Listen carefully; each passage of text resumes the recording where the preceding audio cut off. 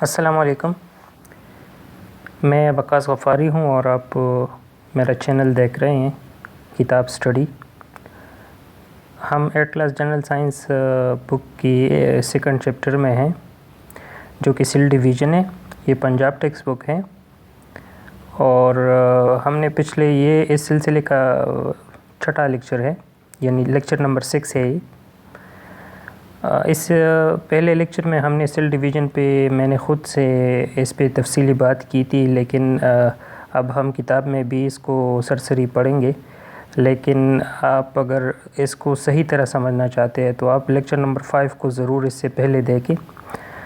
किताब में इतने डिटेल से नहीं है, तो मैंने ख़ुद से लेक्चर नंबर 5 पे इस पे तकरीबन 1 घंटा बात की है सेल डिवीज़न पे, और इसके अलावा माइटोसिस और मियोसिस पे, जो कि समझना बहुत ज़्यादा ज़रूरी है। तो अभी मैं चलते हैं अपने उस चैप्टर यूनिट की तरफ। ये चैप्टर नंबर 2 है। इसका नाम सेल डिवीज़न है। स्टूडेंट लर्निंग आउटकम पे आते हैं। इस वक्त मैं पेज नंबर आपको बता दूं,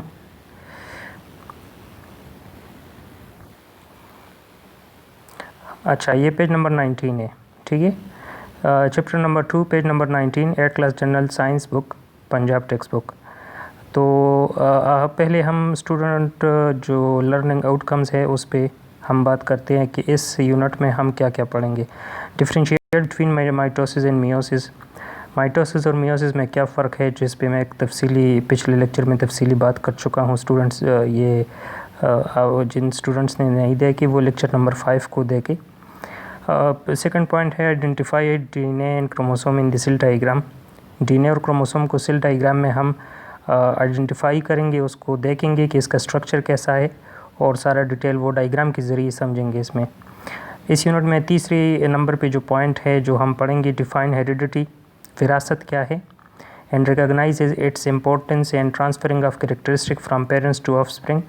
और वालिदैन से जो बच्चों में खसूसियात मुंतकिल होती है उसकी क्या अहमियत है और कैसे होती है, और क्या क्या खसूसियात है जो ट्रांसफ़र होती है, क्या क्या खसूसियात है जो कि नहीं होती।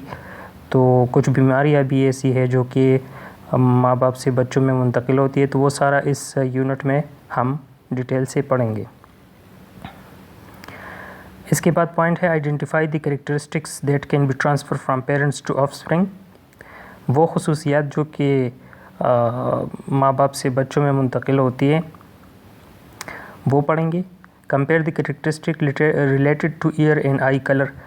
कानों के हवाले से और जो आई कलर होता है आंखों के रंग के हवाले से कौन सी खसूसियात है जो कि माँ बाप से बच्चों में मुंतकिल होती है। मतलब यह है कि अक्सर माँ बाप की आंखों का रंग जैसा होता है बच्चों का भी वैसा होता है, तो ये टॉपिक भी इसमें इंक्लूड है, ठीक है। अच्छा, अब हम अपनी टेक्स्ट की तरफ आते हैं। It is our common observation that living things grows and increase in size. ये हमने हम आम मुशाहिदे में हमारा आता है कि जितनी भी जानदार अशिया है वो वक्त के साथ साथ जो है वो ग्रो भी करते हैं, बढ़ती भी है, और साइज़ में भी उसका वो इंक्रीज़ होते हैं। It is also observe that offspring resemble their parents. ये भी देखा गया है कि बच्चे ज़्यादातर माँ बाप जैसे होते हैं। We have learn that all living things are made up of cell. हमने ये भी देखा है कि हमने ये भी पढ़ा है पिछले क्लासों में, और हमें पता है कि तमाम जानदार अशिया जो है वो सेल्स से बने हैं। Hence more and more cells are needed for growth and development for living things। इसलिए जानदारों को बढ़ने के लिए, उसके साइज़ को बढ़ाने के लिए ज़्यादा से ज़्यादा सेल्स की ज़रूरत होती है। मतलब जब इंसान का वजूद जिस्म बढ़ता है तो इसके लिए ज़ाहिर सी बात है सेल्स की ज़्यादा ज़रूरत होगी। ज़्यादा सेल्स होंगे तो जिस्म ज़्यादा बड़ा होगा, और ये वक्त के साथ साथ इसी तरह ये सेल्स बढ़ते हैं, सेल डिवीज़न करते हैं, और इंसान का जिस्म जो है तमाम जानदारों का जिस्म उससे बढ़ता है, साइज़ में भी इंक्रीज़ आता है और इसके साथ ग्रोथ भी होती है। Where do new cells comes from. ये नए सेल जो बनते हैं ये कहाँ से आते हैं। The answer to the question is that the new cells arise by division of pre existent cell. इसका जवाब ये है, मतलब ये है कि किताब ने पूछा कि ये न्यू सेल जो बनते हैं ये कहाँ से आते हैं, तो इसका जवाब किताब वाला ख़ुद देता है कि ये न्यू सेल जो है ये असल में जो प्री एग्जिस्टिंग सेल्स है, जो पहले से मौजूद सेल्स है, उसकी डिवीज़न से वजूद में आते हैं। मतलब एक सेल 2 में तकसीम हो जाता है, फिर वो 2 जो है वो मज़ीद तकसीम हो के 4 बन जाते हैं, और इस तरह ये इंसान का जिस्म में सेल्स बढ़ते रहते हैं। In this chapter we will discuss the process of cell division. इस चैप्टर में हम सेल डिवीज़न के बारे में पढ़ेंगे। Why do offspring resemble their parents, बच्चे क्यों अपने माँ बाप जैसे होते हैं, विरासत के बारे में मतलब पढ़ेंगे। This is the heredity which produce resemblance in the offspring with their parents, ये असल में विरासत है जो कि जिससे बच्चों में माँ बाप से खुसूसियात मुंतकिल होती है। Heredity and the basis of heredity will also be discuss in the chapter. विरासत और विरासत की जो बुनियादें हैं, जो इसकी उसूल है, जिस उसूल पे ये काम करती है विरासत, वो सारे इस चैप्टर में हम पढ़ेंगे। तो इसका मतलब ये हुआ, इस पैराग्राफ का समरी ये हुआ कि हम देखते हैं कि इंसान जितनी भी जानदार चीज़ें हैं वो वक्त के साथ साथ बढ़ते रहते हैं। तो ये बढ़ोतरी जो उसकी जिस्म में आती है, साइज़ में आती है, तो ये असल में सेल्स की ज़्यादती की वजह से आती है। इंसान के जिस्म में सेल ज़्यादा होते रहते हैं और इससे इंसान का जिस्म बढ़ता है। तो ये सेल की ज़्यादती को हम जो सेल डिवीज़न होता है, जो सेल ज़्यादा, एक सेल से 2 बनते हैं, 2 से 4 बनते हैं, इसको साइंस में सेल डिवीज़न कहते हैं। ठीक है। और इसके अलावा विरासत के बारे में इसमें पढ़ेंगे कि विरासत माँ बाप से बच्चों में जो खुसूसियात मुंतकिल होती है वो कौन सी खुसूसियात है और किस उसूल पे, किस बुनियादों पे, किस तरह वो मुंतकिल होती है, ये सारा इस यूनिट में पढ़ेंगे। अच्छा, फिर है सेल डिवीज़न। अब पढ़ते हैं। Cell division is the process by which cells into 2 daughter cell. Cell division एक ऐसा प्रोसेस है जिसमें एक सेल तकसीम होकर 2 डॉटर सेल बनाते हैं। The cell which divides is called parent cell. जो सेल तकसीम होता है उसको पेरेंट सेल कहते हैं। The cell which are produce as a result of cell division are called daughter cell. वो सेल जो कि इस पेरेंट सेल की तकसीम की वजह से वजूद में आता है, जो नया सेल वजूद में आता है, उसको डॉटर सेल कहते हैं। ठीक है। मतलब ये है कि एक सेल है, वो जब मैच्योर हो जाता है, अपने टाइम वो पूरा कर लेता है, तो वो डिवीज़न के लिए अपने आप को तैयार करता है। जब वो डिवाइड होता है तो जो पहले से मौजूद सेल था उसको पेरेंट सेल कहते हैं, जो नया वजूद में आता है उसको डॉटर सेल कहते हैं। Before the start of cell division the parent cell passes through a phase called interphase. Cell division से पहले जो है वो सेल एक मरहले से गुज़रता है, उसको इंटरपेज कहते हैं। During the interphase the chromosome in the nucleus are duplicated. इस इंटरपेज का जो प्रोसेस, जो मरहला होता है, जो सेल का सबसे पहला मरहला होता है, अभी सेल डिवीज़न स्टार्ट नहीं हुई। असल में इंटरपेज ऐसा फेज़ है जिसमें सेल अपने आप को तैयार करता है डिवीज़न के लिए, मतलब वो तकसीम होने के लिए अपने आप को तैयार करता है, और उस मरहले को इंटरफेज़ कहते हैं। मतलब ये सेल डिवीज़न से पहले का मरहला है इंटरफेज़। और इसमें होता क्या है, इसमें असल में न्यूक्लियस जो है वो डुप्लीकेट हो जाते हैं। सेल के अंदर जो न्यूक्लियस है ना, वो एक न्यूक्लियस जो है वो 2 में तकसीम हो जाते हैं, एक न्यूक्लियस से 2 बन जाते हैं। ठीक है। सेल वही एक रहता है, न्यूक्लियस उसमें 2 हो जाते हैं। वो सेल के अंदर जो न्यूक्लियस है वो अपने आप का एक डुप्लीकेट पैदा कर देता है, सेल एक रहता है। ठीक है। That is copies of all the chromosome are developed. और न्यूक्लियस में चूँकि क्रोमोसोम होते हैं अंदर, तो इस वजह से जब न्यूक्लियस तकसीम हो जाता है, एक न्यूक्लियस से 2 बन जाते हैं, इस तरह क्रोमोसोम भी डबल हो जाते हैं। एक न्यूक्लियस में 46 क्रोमोसोम्स और दूसरे न्यूक्लियस में 46 क्रोमोसोम्स। तो पहले एक न्यूक्लियस था, उसमें क्रोमोसोम भी 46, मतलब एक ही ग्रुप था। लेकिन जब न्यूक्लियस अलग हो गई, डुप्लीकेट हो गया न्यूक्लियस, तो क्रोमोसोम भी उसके डुप्लीकेट हो जाते हैं। सही है। तो इस प्रोसेस को, सेल डिवीज़न से पहले एक प्रोसेस होता है जिसमें सेल अपने आप को तैयार करता है डिवीज़न के लिए, मतलब तैयारी करता है। और तैयारी क्या होती है? तैयारी ये होती है कि सेल की जो न्यूक्लियस है अंदर, वो अपने आप का एक डुप्लीकेट अपने अंदर पैदा करता है, सेल एक रहता है। और जब न्यूक्लियस अलग होते हैं तो इसके साथ क्रोमोसोम भी अपने अपने न्यूक्लियस में पूरे वो डिवाइड हो जाते हैं। ठीक है। 46 एक में, 46 दूसरे में। The process of cell division involves 2 phases. Cell division जो है वो फिर 2 फेजेस पर मुश्तमिल होता है। एक तो इंटरपेज था ना, वो जो पहले अभी डिस्कस हुआ, वो अभी सेल डिवीज़न शुरू नहीं हुई थी, वो जो इंटरपेज हो रहा था वो सेल डिवीज़न से पहले का पेज था। अब सेल डिवीज़न स्टार्ट हो गया। तो सेल डिवीज़न के 2 पेजेस हैं, ठीक है। वो पहला फेज़ का क्या नाम है, दैट इज़ न्यूक्लियर डिवीज़न। पहले पेज को न्यूक्लियर डिवीज़न कहते हैं। एंड साइटोकिनेसिस, एक को सेल न्यूक्लियर डिवीज़न कहते हैं, एक को साइटोकिनेसिस कहते हैं, ठीक है। सेल डिवीज़न के 2 पेज है, याद रखिए। अगर कभी पूछा जाए कि सेल डिवीज़न के कितने पेज है, तो सेल डिवीज़न के 2 पेज होते हैं। एक को न्यूक्लियर डिवीज़न कहते हैं, एक को साइटोकिनेसिस कहते हैं। Nuclear division is the division of nucleus which is followed by cytokinesis. Nuclear division जो है, इसमें असल में न्यूक्लियस जो है वो डिवाइड हो जाती है, और विच इज़ फॉलोड बाय साइटोकिनियस। और साइटोकिनेसिस जो है वो ऐसा पेज है जिसमें साइटोप्लाज्म डिवाइड हो जाता है, सही है। तो cytokinesis is the division of cytoplasm. Cytokinesis जो है वो साइटोप्लाज्म की डिवीज़न है। एक न्यूक्लियर डिवीज़न हो गया, एक जो है वो साइटोकिनेसिस मतलब साइटोप्लाज्म की डिवीज़न हो गया। अच्छा, ये साइटोप्लाज्म क्या है? एक सेल के अंदर जो है वो न्यूक्लियस होता है, और न्यूक्लियस के इर्द गिर्द जो जेली वाला एक जेली नुमा मादा होता है जिसको साइटोप्लाज्म कहते हैं। तो जब सेल डिवीज़न होता है तो सबसे पहले उसकी न्यूक्लियस वो डिवाइड हो जाती है, फिर उसके अंदर जो साइटोप्लाज्म है ना वो भी डिवाइड हो जाता है।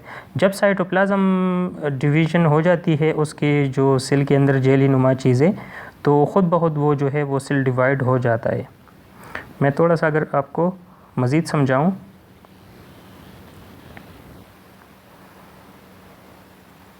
फॉर एग्ज़ाम्पल ये सेल है, ठीक है। तो सबसे पहले न्यूक्लियर डिवीज़न में क्या हो जाता है, ये जो है ये सेल है, अभी सेल डिवीज़न स्टार्ट नहीं हुई। इसके इर्द गिर्द क्या है, ये साइटोप्लाज्म है, ठीक है। ये यहाँ पे ये जगह सारा भरा होता है, जेली नुमा एक मादा है जिसको साइटोप्लाज्म कहते हैं, सही है।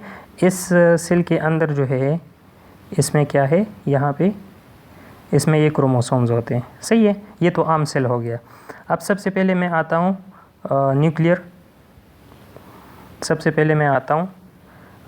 न्यूक्लियर जो सेल डिवीज़न के 2 पेजेस है। तो सबसे पहले देखो ये सेल है, इसका न्यूक्लियस जो है वो डिवाइड हो जाता है, 1 से 2 बन जाते हैं, ठीक है। लेकिन इसके अंदर जो साइटोप्लाज्म वो जेली नुमा, इसके इर्द गिर्द जो जेली नुमा मादा है वो एक ही रहता है। अभी इसको फेज़ नंबर 1 कहते हैं, जिसको न्यूक्लियर डिवीज़न कहते हैं। इसमें न्यूक्लियस सिर्फ वो जो है वो क्या हो गया, डिवाइड हो गया। अब जब ये साइटोप्लाज्म भी डिवाइड हो जाए ना, तो फिर इसको साइटोकिनेसिस कहते हैं, इस प्रोसेस को, इस मरहले को। और इसके बाद सेल डिवाइड हो जाता है। वो कैसे?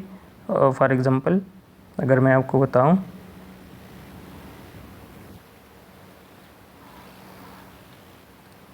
ये इसमें न्यूक्लियस डिवाइड हो गया, सही है। और इसके अंदर जो साइटोप्लाज्म है ना, अगर वो भी डिवाइड हो जाए, मतलब ये यहाँ पे मैंने डिवाइड कर दिया, सही है। तो अब ये वाला जो है ये एक सेल बन जाता है यहाँ पे, और ये वाला दूसरे सेल बन जाता है, और इसमें अंदर अपना अपना न्यूक्लियस होता है। तो जब साइटोकिनेसिस हो जाता है और साइटोप्लाज्म भी डिवाइड हो जाता है, तो 2 सेल बन जाते हैं। एक ये सेल जिसमें अपना न्यूक्लियस और अपना साइटोप्लाज्म अलग हो जाता है, और एक ये सेल जिसमें अपना न्यूक्लियस और अपना साइटोप्लाज्म अलग हो जाता है। अच्छा, यू नीड टू नो, ये कुछ पॉइंट्स है जो आपको याद रखने चाहिए। Nucleus is a part of cell which controls activity of the whole cell. Nucleus जो कि मरकज़ा जिसको उर्दू में कहते हैं, ये सेल का वो पार्ट होता है जो कि तमाम सेल की एक्टिविटीज़ को, काम को कंट्रोल करते हैं। मतलब जैसे इंसान के जिस्म में दिमाग होता है ना, जो कि सारा प्रोसेस करता है और सारे डिसीजन मेकिंग करता है, इंसान के पूरे जिस्म को कंट्रोल करता है, इस तरह ये सेल जो है इसके अंदर न्यूक्लियस जो है वो दिमाग के तौर पर काम करते हैं। वो सारी एक्टिविटीज़ जो सेल्स की हैं, सेल के अंदर जो प्रोसेसेस होते रहते हैं, वो सारा ये न्यूक्लियस जो कि मरकज़ है जिसको उर्दू में कहते हैं, ये कंट्रोल करता है। Chromosome are found in the nucleus of the cell. ये तो हमें पता है कि न्यूक्लियस के अंदर क्या होते हैं, क्रोमोसोम होते हैं। They consist of protein and DNA. ये पिछले लेक्चर में बहुत तफसील से मैं बयान कर चुका हूँ इस पूरे प्रोसेस को, कि सेल कैसे बना है, और फिर माइटोसिस, मियोसिस और सेल डिवीज़न, सब कुछ बिल्कुल वो मैंने काफ़ी तफसील से 1 घंटे पे मैंने बात की है उस पर।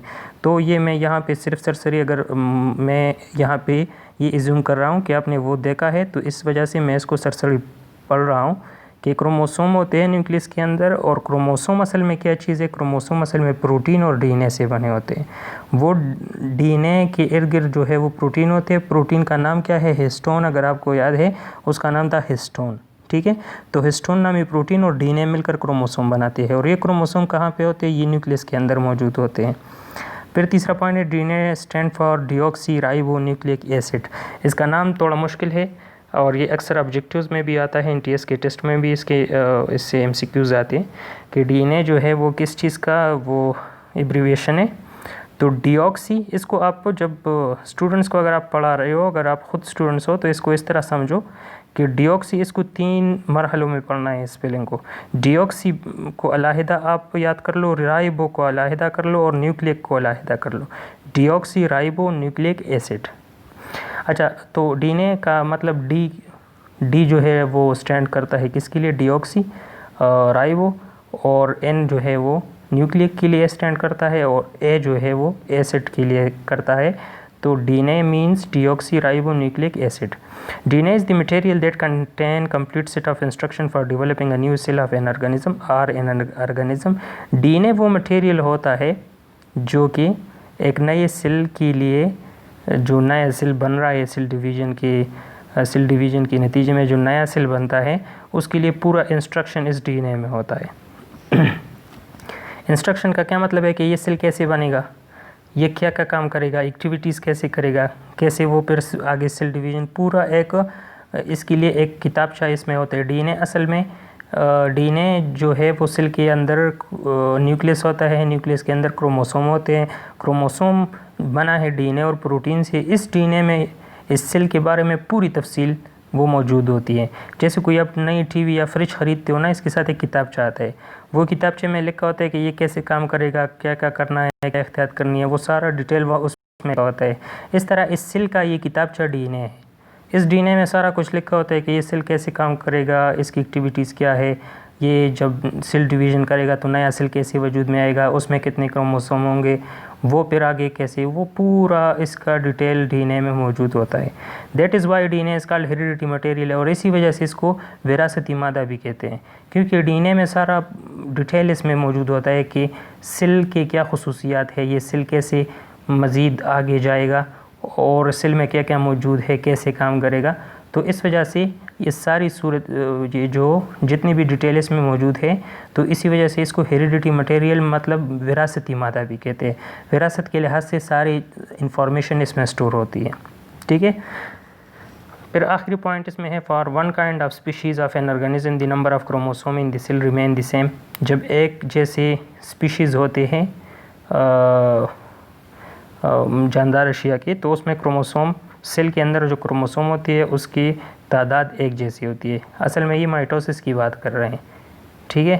और however when an individual form gametes का मतलब sperm and eggs in animal, इंसानों और जानवरों में जब स्पर्म और एग मिलता है और जब नए गमीट्स बनते हैं,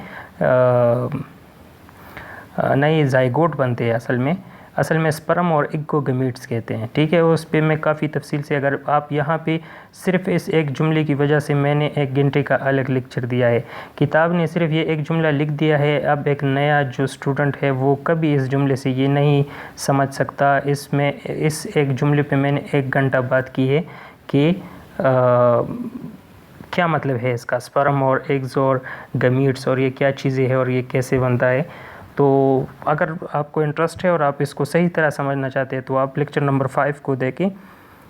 मैं यहाँ पे सिर्फ ये जो किताब की है इसकी ट्रांसलेशन कर देता हूँ कि जब एक जैसे ऑर्गेनिज़म्स जो है वो एक जैसे ऑर्गेनिज़म्स में नंबर ऑफ़ क्रोमोसोम, उसके सेल की जो क्रोमोसोम होते हैं वो एक जैसे रहते हैं, सेम रहते हैं। मतलब 46 जब भी सेल डिवीजन करते हैं माइटोसिस में, तो 46 क्रोमोसोम एक सेल में और 46 दूसरे में। ये जो एक के नतीजे में 2 सेल बन गए, उन दोनों में 46 क्रोमोसोम है। इसको माइटोसिस कहते हैं, ठीक है। और जब नए गमीट्स बनते हैं, मतलब स्पर्म और एग इकट्ठे जब मिल जाती है और एक नया जानदार बनता है, the number of chromosome is reduced to half in the gametes or spores. तो ये जो स्पर्म और एग्स है ना, इसमें नंबर ऑफ क्रोमोसोम जो होते हैं वो हाफ होते हैं, 46 के बजाय आधे होते हैं, 46 के बजाय 23 होते हैं। 23 स्पर्म में होते हैं जो कि मेल में स्पर्म होता है, तो मेल के स्पर्म में 43 क्रोमोसोम्स और फीमेल के एग्स में 43 क्रोमोसोम्स 23 क्रोमोसोम, 23 स्पर्म में 23 एग्स में, तो ये 23 और 23 मिल के 46 बना लेते हैं। तो ये जब ये नया जानदार जन्म लेता है तो उसमें 46 पूरे हो जाते हैं और वहाँ से फिर माइटोसिस का अमल शुरू हो जाता है। तो ये है कि आप अगर इसको समझना चाहते हैं तो आप लेक्चर नंबर 5 को देखिए, फिर आपको पूरी तरह इसकी ये बात समझ आएगी। ठीक है, ये इतना आसान और सिंपल टॉपिक नहीं था कि किताब ने सिर्फ एक लाइन में इसकी वजाहत की है। अब नीचे देखिए, cell division is of 2 types which are called mitosis and meiosis. Cell division 2 तरह के होते हैं, एक को माइटोसिस कहते हैं, एक को मियोसिस कहते हैं। देखो, अब तक हमने सेल डिवीजन को पढ़ा कि सेल डिवीजन क्या है, कैसे होता है। अब सेल डिवीजन के दो किस्म की सेल डिवीजन होते हैं इंसान के जिस्म में, जानवरों के जिस्म में भी। वो 2 किस्म के सेल डिवीजन, एक माइटोसिस है और एक मियोसिस है। इस पर भी पिछले लेक्चर में काफ़ी तफसील से बात हुई है। माइटोसिस और मियोसिस क्या चीज़ें हैं, कैसे होता है, यहाँ पे हम सिंपली किताब में पढ़ लेते हैं। Mitosis a process by which parent cell divides into 2 daughter cell. जब माइटोसिस में पेरेंट सेल जो है वो एक सेल जो है वो 2 में तकसीम हो जाता है। ठीक है, और आप अगर देखें तो यहाँ पे ये इंटरफेज है, तो आप देखिए इसके अंदर जो है वो न्यूक्लियस अलग हुए हैं और इसके ये जो नज़र आ रहे हैं ना आपको, ये 2, इसमें ये 2 जो नज़र आ रहे हैं, इसमें फिर ये 2, तो आप देखिए ये इसमें अगर आप देखें तो इसमें एक क्रोमोसोम अलग है, एक क्रोमोसोम अलग है। लेकिन अगर आप इसमें देखें तो वो एक क्रोमोसोम अपने साथ एक डुप्लीकेट उसने पैदा किया हुआ है और फिर अब ये 2 है। ठीक है, फिर इसके बाद यहाँ पे आप देखिए इस पेज में, तो ये तो हो गया इंटरफेस।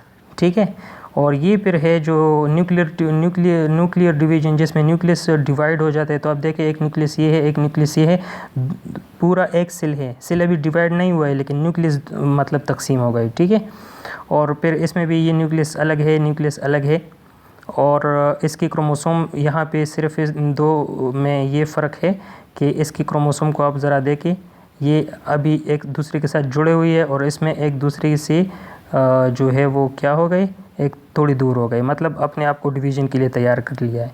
अब साइटोकिनेसिस आप अगर देख लें, ये प्रोसेस जो है ये साइटोकिनियस है। इसमें क्या है, साइटोकिनेसिस, इसमें साइटोप्लाज्म की डिवीज़न होती है। तो आप देखिए ये 2 पेजेस, इसमें मतलब साइटोप्लाज्म अलग हो गए हैं लेकिन थोड़े से जुड़े हुए हैं, और फिर इस पेज में ये बिल्कुल आखिरी जो प्रोडक्ट है वो निकल आई। तो इस पेज में ये 2 अलग से सेल बन गए और सेल डिवीज़न हो गया।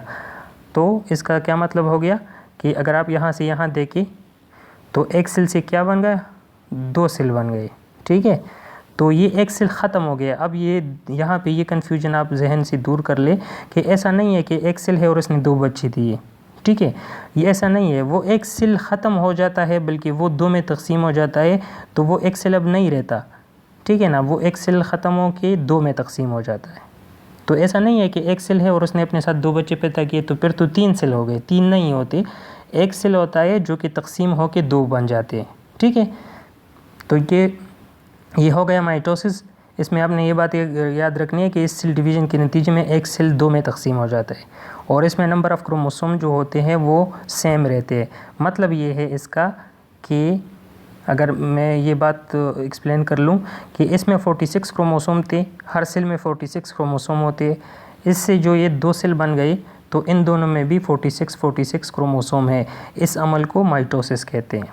ठीक है, मियोसिस इससे थोड़ा सा मुख्तलिफ है, मैं अभी से बता देता हूँ। उसमें एक सेल जो है वो 4 में तकसीम होंगे।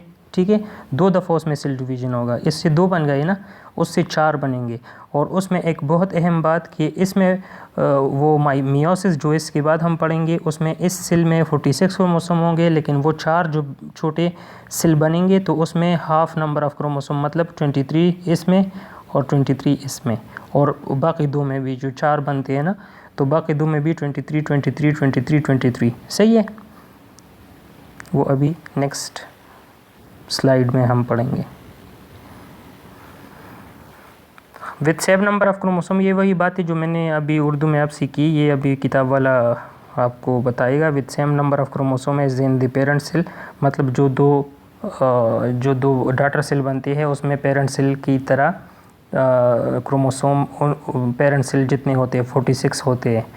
46 पेरेंट्स में भी होते हैं, जो 2 बन जाते हैं डॉटर सेल उसमें भी 46 क्रोमोसोम होते हैं। नंबर ऑफ़ क्रोमोसोम उसमें कम नहीं होते, ठीक है, जो बच्चे उसके पैदा हो जाते हैं सेल के। The number of chromosome is double during interphase, number of chromosome जो है वो इंटरफेस के दौरान ही, जब वो न्यूक्लियस डुप्लिकेट हुआ था ना, तो उसके साथ मैंने बात की ना कि क्रोमोसोम भी डुप्लिकेट हो गई, तो क्रोमोसोम 46 उसी इंटरफेस वाले मरहले में ही बन गई थी, जो अब अलग हो गई। जब सेल डिवीज़न हो जाता है तो वो अलग हो जाते हैं, तो 46 एक डॉटर सेल में आ जाते हैं, 46 दूसरे डॉटर सेल में आता है। 2 sets of chromosome are formed, ठीक है, 2 सेट बन जाते हैं, मतलब 2 क्रोमोसोम के 2 सेट्स बन जाते हैं। During mitosis when the nucleus of parent cell divides, the 2 set of chromosome are distributed equally in the 2 daughter nuclei. Mitosis में जब पेरेंट सेल का न्यूक्लियस डिवाइड होता है तो उसके साथ क्रोमोसोम भी इक्वली डिवाइड हो जाते हैं। ये तो बात हमने कर ली इस पे।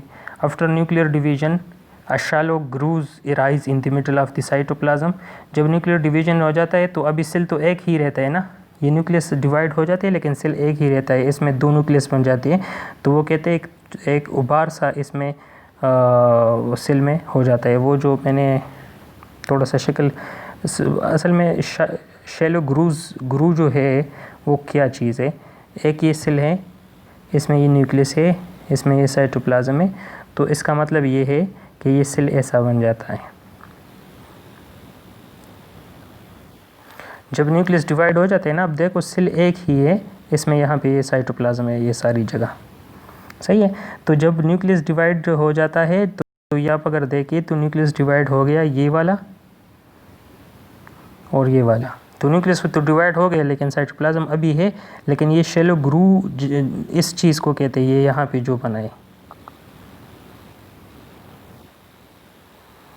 सॉरी मेरा मोबाइल शायद है हैक हो गया, अच्छा एक सेकेंड, सॉरी।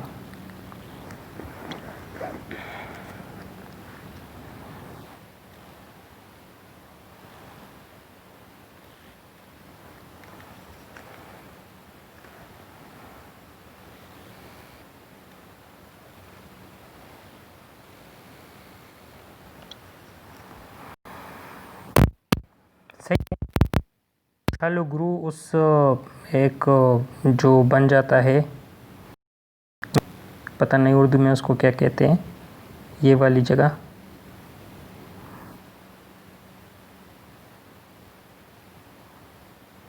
ये जो जगह बन जाती है ना, जो साइटोप्लाज्म की डिवीज़न के लिए अपने आप को तैयार करती है, तो इसको शैलो ग्रू कहते हैं, सही है। तो वो कहते हैं कि न्यूक्लियर की डिवीज़न, मतलब न्यूक्लियस की डिवीज़न के बाद ये बन जाती है शैलो ग्रू, और इसके बाद which depends further and divide the cell into 2 daughter cell, जो कि डीपन्स, मतलब जो कि ज़्यादा हो के आखिर में सेल को डिवाइड कर देती है। ईच हैविंग अ न्यूक्लियस, दोनों सेल जो डिवाइड हो जाते हैं, 2 बन जाते हैं, तो उसमें हर एक में अपना न्यूक्लियस और अपने 46 क्रोमोसोम होते हैं। ये हो गया माइटोसिस। मैं आपको सिंपल उर्दू में अगर बताऊं तो माइटोसिस के लिए सिर्फ इतना याद रखें कि माइटोसिस में एक सेल से 2 बनते हैं, ठीक है, 4 नहीं बनते, 2 बनते हैं। और दूसरी बात यह है कि नंबर ऑफ़ क्रोमोसोम उन दोनों में सेम रहते हैं, मतलब जितने पेरेंट सेल में पहले से थे 46, ये 2 जो बच्चे सेल के बन गए, इसको भी इसमें दोनों में 46 क्रोमोसोम है। और तीसरी बात ये याद रखें कि ये इंसान के जिस्म की बढ़ोतरी, इंसान और जानवरों के जिस्म की ग्रोथ, और जो इसकी जिस्म की साइज़ इंक्रीज़ होती है और इंसान बढ़ता है, पहले बचपन में छोटा होता है फिर बढ़ता है, तो इस तरह सेल डिवीज़न, ये वो वाली माइटोसिस है जिससे ये जिस्म, इंसान का जिस्म बढ़ता रहता है, जिसकी मतलब गोश्त, इंसान के जो गोश्त पोस्ट हैं वो बढ़ते रहते हैं, माइटोसिस की नतीजे में। सही है। तो इस किस्म की सेल डिवीज़न को, जो कि इंसान के जिस्म की बढ़ोतरी और इसके साइज़ को इंक्रीज़ करने के लिए इसमें सेल ज़्यादा होते रहते हैं, इसको माइटोसिस कहते हैं। अब आते हैं मियोसिस पे। Meiosis is a process of by which nucleus of cell divides twice to form 4 daughter cell in such a way that the number of chromosome in each daughter cell is reduced to half compared to the parent cell. Meiosis process cell division का वो process है जिसमें एक cell 4 में तकसीम होता है, ठीक है। और जो 4 में तकसीम हो जाते हैं तो इसमें नंबर ऑफ़ क्रोमोसोम कितने होते हैं? हाफ हाफ होते हैं। मतलब एक सेल में 46 क्रोमोसोम नॉर्मली होते हैं, लेकिन जब मियोसिस हो जाता है एक सेल से 4 बन जाते हैं तो फिर चारों में 23 सेल क्रोमोसोम, 23 एक में, 23 दूसरे में, तीसरे में, चौथे में, सारों में 23 क्रोमोसोम्स होते हैं। बस ये बात याद रखनी है कि इसमें नंबर ऑफ़ क्रोमोसोम जो है वो हाफ हो जाती हैं, ठीक है। इसमें आप अगर देखें, ये जो है ये एक सेल था और आप अगर इसकी एंड पे देखें, ये एंड है इसका, तो इससे कितने बन गए? 4 बन गए। सही है। इसमें जो है 46 क्रोमोसोम थे, लेकिन यहाँ पे जो ये 4 बन गए हैं इसमें 23 क्रोमोसोम है। ये बीच की जो प्रोसेस है ये बिल्कुल उस जैसा है जो हमने माइटोसिस के लिए बयान किया, जिसमें आहिस्ता आहिस्ता न्यूक्लियस अब पहले अलग हो जाती है, फिर साइटोप्लाज्म अलग हो जाती है और फिर आखिर में ये पूरी तरह डिवाइड हो जाती है। तो और इसमें ये एक बात भी याद रखें कि ये डबल डिवीज़न करता है, ये डबल सेल डिवीज़न करता है। मियोसिस में डबल सेल डिवीज़न होता है।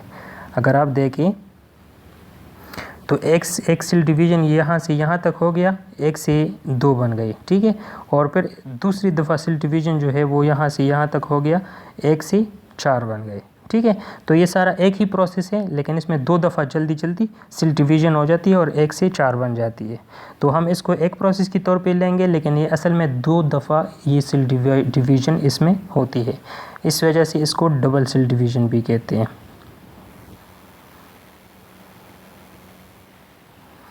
अच्छा, अब the process of meiosis consist of 2 divisions. ये यहाँ पे बात कह दी कि जो कि मियोसिस है इसमें 2 सेल डिवीज़न होते हैं, meiotic 1 division and meiotic 2 division, जिसको एक को मियोटिक 1 डिवीज़न कहते हैं, दूसरे को मियोटिक 2 डिवीज़न कहते हैं।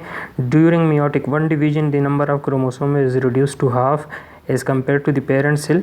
मियोटिक 1 में जो है जब एक सेल से 2 बन जाते हैं तो इसमें number of chromosome parent cell के मुकाबले में हाफ हो जाते हैं। और meiotic 2 division is similar to mitosis because the half number of chromosome is retain in the 4 daughter cell. और जब ये दूसरी वाला सेल डिवीजन होता है, कहते हैं, मैं इस बात को यहाँ पे डायग्राम में आपको समझा देता हूँ।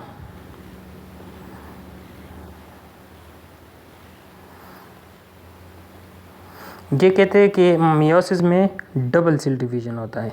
सही है।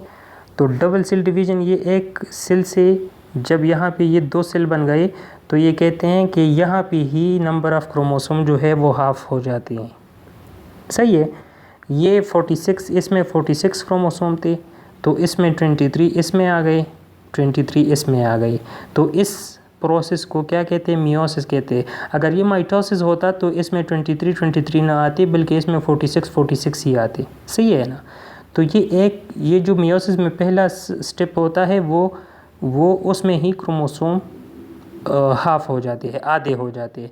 अब इसमें जो दूसरा स्टेप है, जब इन दो क्रोमोसोम से ये 4 बनते हैं, ये 4 क्रोमोसोम बनते हैं, तो इसमें फिर हाफ नहीं होते, क्योंकि इस 23 को अगर मज़ीद हाफ़ कर लोगे तो ये तकरीबन 11.5 आ जाता है, क्योंकि 23 अगर हाफ़ कर ले तो फिर तो कुछ नहीं बचता। ठीक है। तो ये फिर हाफ़ नहीं होती, ये बिल्कुल, ये जो 2 से जब 4 बनते हैं तो यहाँ पे 23 ही आगे मुंतकिल होते हैं। मतलब इन दो, ये जो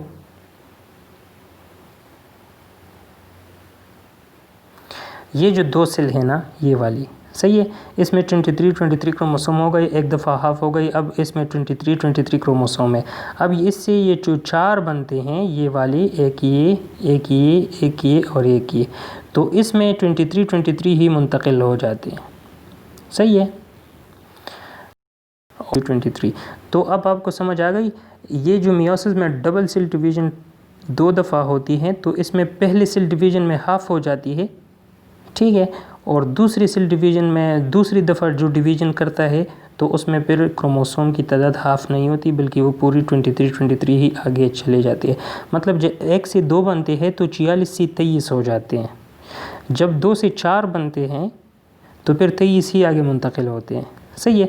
तो ये मियोसिस में ये मियोटिक 1 डिवीज़न और मियोटिक 2 डिवीज़न की बात आप इसको जहन में रखिए और इसके ये क्रोमोसोम की डिवीज़न भी जहन में रखिए कि इस तरह होता है। तो हमारा खुलासा क्या हुआ कि मियोसिस एक ऐसा सेल डिवीज़न है जिसमें एक क्रोमोसोम से 4 क्रोमोसोम बनते हैं। सही है। दूसरा इसमें क्या बात है कि पेरेंट सेल में 46 क्रोमोसोम होते हैं, डॉटर सेल में 23 मतलब हाफ हो जाते हैं, आधे हो जाते हैं। सही है। और ये एक और बात मैं यहाँ पे आपको बता दूँ कि ये जो 4 सेल है ना, ये असल में क्या है, ये अगर मेल के सेल है तो ये असल में स्पर्म है, और अगर ये फीमेल के सेल है तो ये 4 जो बन गए ये असल में एग्स या ओवा कहते हैं इसको, तो ये वो है। सही है। और इसको साइंस की ज़ुबान में गेमीट्स कहते हैं, स्पर्म को या एग्स को गेमीट्स कहते हैं। सही है। फिर ये 23 जो है इसी एक सेल इसी जो ये बन गए ये 4, तो इसी से एक सेल जो है वो एक सेल आ जाता है। फ़र्ज़ करें ये जो सेल है, ये जो सेल डिवीज़न हम डायग्राम में पढ़ रहे हैं, फॉर एग्जांपल ये मेल का है तो ये असल में स्पर्म है, तो ये 4 स्पर्म बन गए, स्पर्म सेल। तो इससे एक आता है और एक फ़ीमेल की तरफ से एक आता है, तो ये दोनों जब मिल जाते हैं तो 23 इस तरफ से आ जाता है, 23 इस तरफ से फीमेल से आ जाता है, तो ये जो नया सेल बन जाता है ये वाला, तो इसमें कितने क्रोमोसोम हो गए, 46। सही है। तो ये एक अलग इंसान या जानवर का है, तो एक नया जानदार यहाँ पे जन्म ले लेता है जिसके सेल में 46 क्रोमोसोम्स होते हैं। सही है। तो आगे चलते हैं, मैं 22 पेज पे आ गया। अब इसमें डिफरेंस है। सही है। कि मतलब मियोसिस और माइटोसिस और मियोसिस में क्या डिफरेंस है। तो सबसे पहला डिफरेंस तो ये है कि during mitosis 2 daughter cells are formed from the parent cell.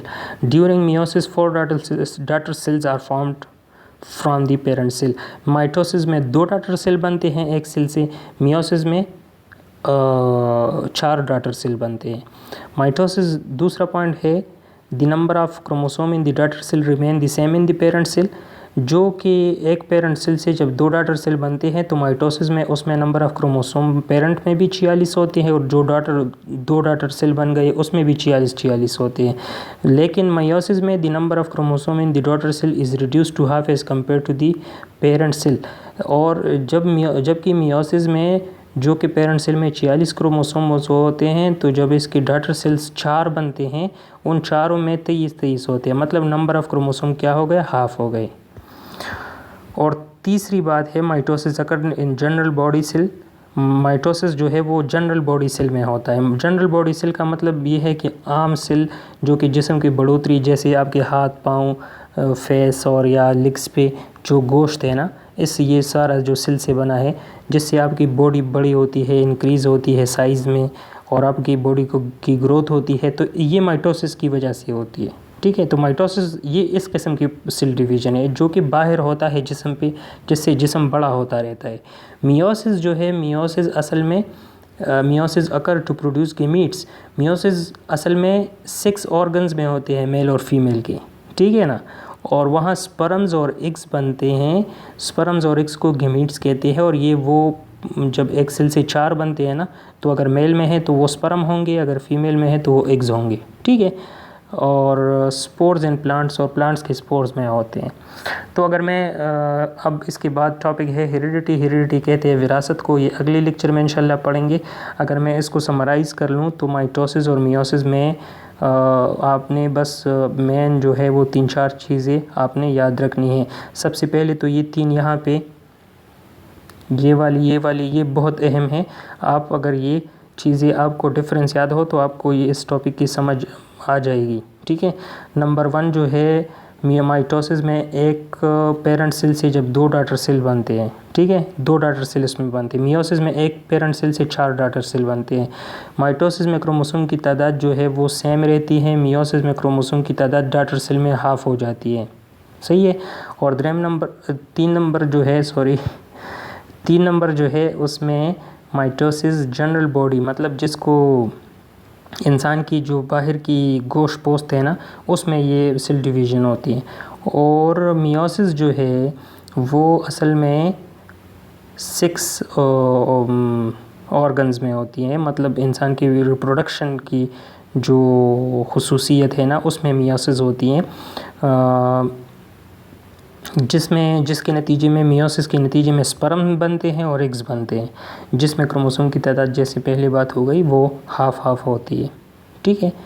तो ये कुछ चीज़ें थी माइटोसिस और मियोसिस की, जो कि आपकी बुक में यहाँ इस लेवल की वहाँ लिखी हुई है, लेकिन मैं समझता हूँ कि ये जो है ये काफ़ी नहीं है।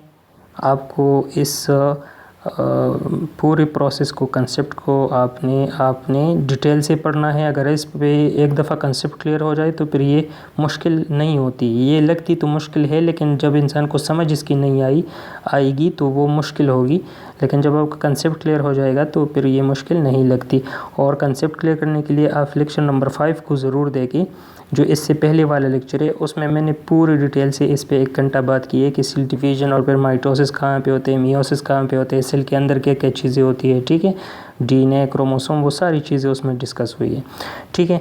तो इंशाल्लाह मिलते हैं अगले लेक्चर में, और फिर उसमें हेरिडिटी पढ़ेंगे, विरासत, माँ बाप से जो बच्चों में खुसूसियात मुंतकिल होती हैं वो कैसी होती है, क्या क्या खुसूसियात मुंतकिल होती है, इसके अलावा कौन सी ऐसी बीमारियाँ हैं जो कि मुंतकिल होती है। तो ये सारी डिटेल हम अगले लेक्चर में पढ़ेंगे। उस वक्त तक आप मुझे इजाज़त दीजिए, अपना ख्याल रखिएगा। आपका बहुत शुक्रिया। अल्लाह हाफ़िज़।